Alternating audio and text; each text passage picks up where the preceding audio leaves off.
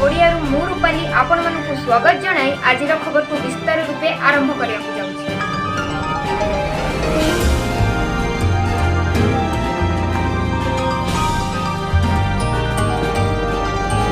Block स्थित टांडाबाई ग्राम पंचायत अधीनस्थ Ramnagar MB 79 पछुआ अंचल doctor Shyama Prasad degree college 2010 मसीह आरंभ होइथिला।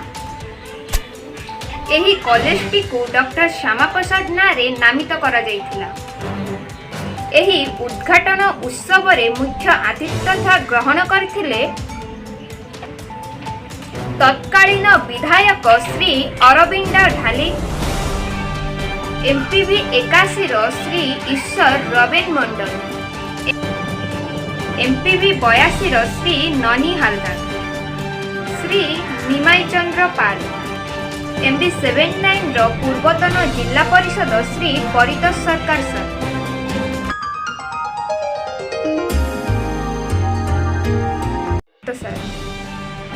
MB 79 तत्कालीन degree college secretary Shri Deepak Dutt sir, MB 79 स्थित युक्त 2 तत्कालीन प्रिंसिपल डॉक्टर प्रशांत कुमार पाड़ी और श्री सददल मंडल एवं एही अंचलर बुद्धिजीवी माने एकत्रित होई doctor Shyama Prasad college T को स्थापन करथिले।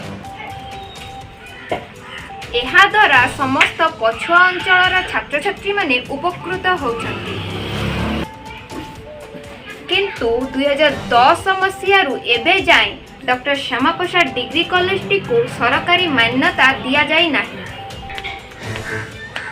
एथि जोगु कॉलेज रो छात्र छात्री माने बहु समस्यार सम्मुखीन हेउछन्ति। एणु कॉलेज रो छात्र छात्री माने सोशल मीडिया माध्यम रे ओडिशार मुख्यमंत्री श्री मोहन चरण माझी को, गणशिक्षा मंत्री सूर्यवंशी सूरज सार को, मालकानगिरी रो विधायक श्री नरसिंह माडकामी सार को एवं वर्तमान जिला सब कलेक्टर सार को छात्र छात्री माने समस्यार समाधान पाई अनुरोध करी जणाउछथि।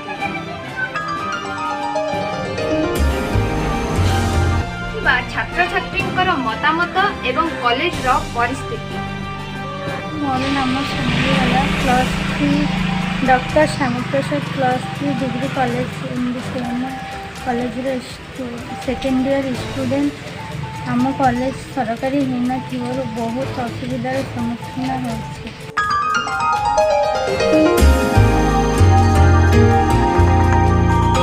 मोना पड़ +3 डॉक्टर श्याम प्रसाद विद्यालय सेकेंड ईयर छात्री मोटे।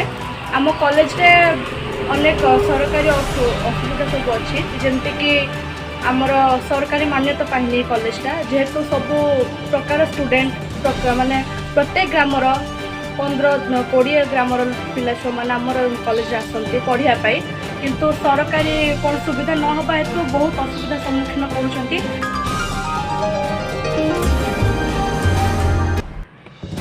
एही समस्यार पुंखानुपुंख तथ्य जानिबा निमंते आमे केतेक तत्कालीन बुद्धिजीवी एवं संपादक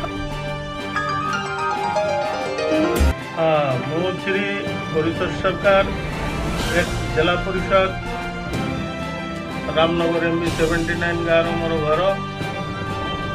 आज बहुत दिन है आमर ये doctor Shyama Prasad senior college रो जे दुरवस्था दूर दूरांतर ये झील पिला पुओ पिला माने आसछन्ति अध्ययन करने, किंतु वर्तमान आज मुझे कॉलेज रे देखिली सब आड़े पानी गलिकी सब बेंच टेबिल सब एक अच्छी दुरवस्था। आज जाए कॉलेजटा को सरकारी अनुदान पाई पारिनी, जहाँ फल आमर ये सब समस्यार समाधान आम कर। तो आपनकर न्यूज माध्यम आम सरकार को अवगत कराइबा को चाहूँगी जे आमर कॉलेजटा को अनुधान करूँ। डबल इंजिन सरकार आमर कॉलेजटा ଆମର ସରକାରୀ ଅନୁଦାନ ପାଇପାରିବ। ଏଠିକାର ଯେ ଆମର ଝିଅ ପିଲାମାନେ ବାହାରୁ ଆସୁଛନ୍ତି ତାଙ୍କର ମାନେ ୟୁରିନାଲ୍ ହଉ ଶୌଚାଳୟ ହଉ ବହୁତ ଅସୁବିଧା ପ୍ଲସ୍ ଝରକା କପଟ ମଧ୍ୟ ନାହିଁ। ସରକାରୀ ଗୋଟେ ଗୁଦାମ ଘରେ ତାଙ୍କର କଲେଜ ଚାଲୁଛି। ବର୍ତ୍ତମାନ ଯେ ଇଦାନିଂ ଦିଆହେଇଛି ଗୋଟେ ବିଲ ତାହିଁରେ ବିଲ୍ଡିଂ ଦରକାର। ସରକାରୀ ଅନୁଦାନ ନହେଲେ MLA ଲ୍ୟାଣ୍ଡ ହଉ MP ଲ୍ୟାଣ୍ଡ ହଉ କିଛି କାର୍ଯ୍ୟକାରୀ ହେଉନାହିଁ।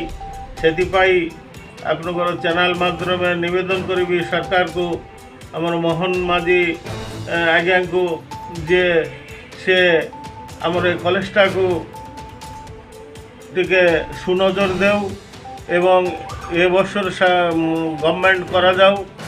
ଗଭର୍ଣ୍ଣମେଣ୍ଟର ଯେତିକି ଫ୍ୟାସିଲିଟି ଆମର କଲେଜକୁ ଦିଆଯାଉ। ଏମିତି ଲାଇବ୍ରେରୀ ଅଛି କିନ୍ତୁ ବହି ନାହିଁ।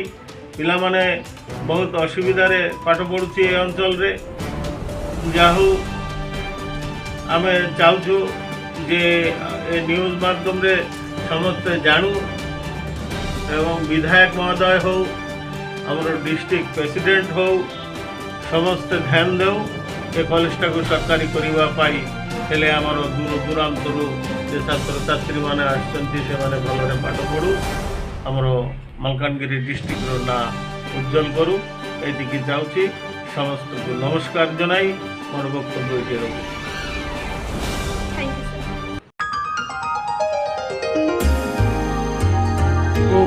বিশেষ অনুরোধ করুছি যদি আমার এ কলেজ প্রতি যদি ধ্যান দিয়ন্তা তাহলে আমার পিলামানে ভাল ভাবে ভাল বিল্ডিং পাইছিলে মানে ভাল পাঠ পড়িথান্তে কি আমার লেকচার মানে যদি গভর্নমেন্ট হেলা পরে এমানে মধ্যে মন খুশিরে পিলামানকু পাঠ পড়াইথান্তে। তো মু বিশেষ ভাবে মু বর্তমান শিক্ষামন্ত্রী অনুরোধ করুছি আম এই কলেজ প্রতি যদি ধ্যান দিয়ন্তে তাহলে আমি এই অঞ্চলর 10 কোটি পঞ্চায়েতর যেতে গাঁ অছি যেতে পিলামানে বা উইথ স্টুডেন্ট জনাই থাকি। তো আহুরি মু অনুরোধ করুছি পিলামানকু বর্তমান যে পরিস্থিতিতে পাঠ পড়ুছি পানি গলুছি এমানে ক্লাসে বসি পারু ନାହିଁ তাহা প্রতি যদি আমার বর্তমান সরকার ধ্যান দিয়ন্তা তাহলে আহুরি সুবিধা হতো।